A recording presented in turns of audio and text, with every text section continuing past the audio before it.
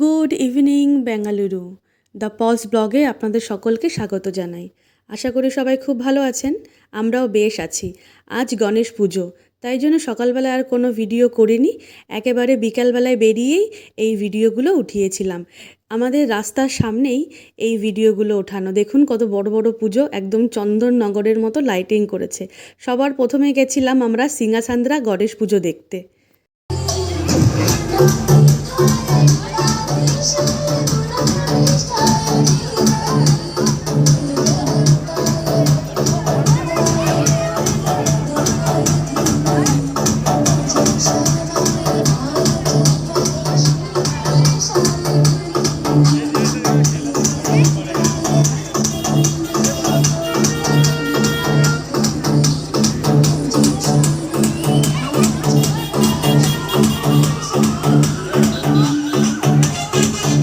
অনেক বড় গণেশ পুজো হয়েছিল।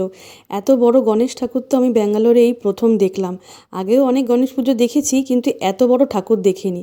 ঠাকুরটা বড় হওয়ার সাথে সাথেও ছিল ভীষণ সুন্দর, কত সুন্দর দেখতে। গুলুকে পাশে আমরা দাঁড় করিয়ে দিয়েছিলাম, বলেছিলাম যাও তুমি একটু ঠাকুর প্রণাম করে আসো, আর তারপরে তার সাথে সাথে একটা ফটোও তুলে নি। তো আমাদের কথা শুনে ঠাকুরের পাশে দাঁড়িয়ে পড়ছিল, কিন্তু দাঁড়িয়ে দাঁড়িয়ে ঠাকুরের হাতটা দেখছিল, ভাবছিল যে হাতটা ওকে ছুঁয়ে না দেয়। তারপর সিঙ্গাসান্দ্রার গণেশ ঠাকুরটা দেখার পর আমরা আস্তে আস্তে বেরিয়ে পড়লাম। রাস্তায় কিছুটা দূর হেঁটে হেঁটে আসলাম যেখানে বাইকটা রাখা ছিল। বাইক না, আমাদের তো স্কুটি। তো ওখানে আসলাম, আসার পরে তারপরে স্কুটারে উঠে ওখান থেকে বেরিয়ে পড়লাম আমরা। একদম সোজা চলে আসলাম 27th মেইন রোডে গণেশ পুজো দেখতে। এখানে এসেও দেখি যে অনেক সুন্দর করে মন্দিরটা সাজিয়েছে, সাথে ভোগ প্রসাদও দিচ্ছিল। তো মন্দিরটা দেখার জন্য আমরা তাড়াতাড়ি করে ছুটে যাচ্ছিলাম। তো সামনে দেখি ভোগ প্রসাদও দিচ্ছে, তো ভাবলাম যে ভোগ প্রসাদটা পরে নেব, আগে ঠাকুরটা দেখে আসি। সামনে এসে দেখি কি সুন্দরভাবে ঠাকুরটা সাজিয়েছে।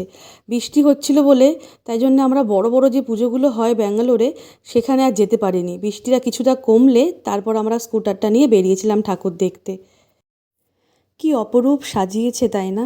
দেখেই যেন মন প্রাণটা ভরে যায়, মনে হয় যেন কলকাতায় আছি আর বাড়ির পাড়ায় পুজো হচ্ছে, তাই না? এত সুন্দর সাজিয়েছে, এত জাঁকজমক, এত গান বাজনা, সবাই এত মজা করছে, দেখে ভীষণ ভালো লাগলো।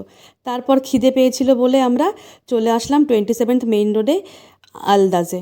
আলদাজে এসে খেতে তো বসেছি, কিন্তু গুলু বলল যে আগে আমরা অন্যান্য খাবার খাবো, তারপরে আলদাজে খাবো। ওর কথা মতোই আগে আমরা ফ্রুট জুস নিয়েছিলাম, ফ্রুট জুস খেয়ে তারপরে আমরা আসলাম মেইন কোর্সের দিকে।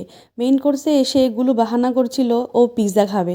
রাত অনেক হওয়াতে ওকে বুঝিয়ে সুঝিয়ে পিৎজা না নিয়ে নিয়েছিলাম আমরা বিরিয়ানি, আর তার সাথে নিয়েছিলাম একটা চিকেনের আইটেম।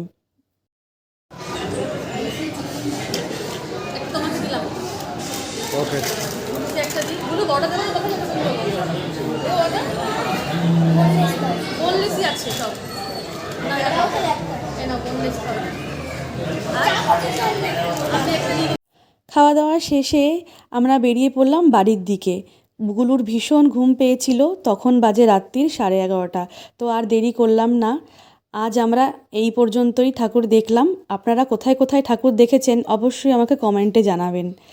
আজ এই পর্যন্তই, দেখা হবে আগামীকাল আবার একটি নতুন ব্লগ নিয়ে।